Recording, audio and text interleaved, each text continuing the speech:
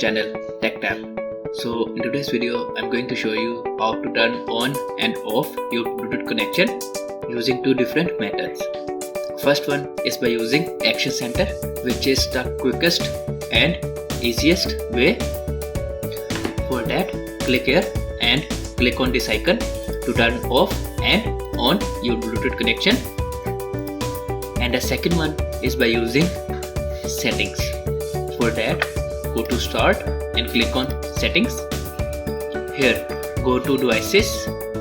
Here you will see option to turn off and on your Bluetooth connection. And that's it. So guys, if you like the video, then like the video, share your videos, ideas and suggestions in comment, and share it with your friends and family. See you guys in the next video. Till then, take care and goodbye.